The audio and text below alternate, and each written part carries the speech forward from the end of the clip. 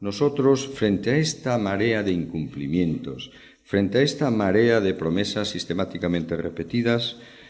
por eso nosotros hablábamos y seguimos hablando y volvemos a repetir de lo que hablé hace tan solo unos días, de recuperar el espíritu del 79, recuperar el espíritu de colaboración entre los grupos municipales, de recuperar el espíritu de escuchar a los ciudadanos,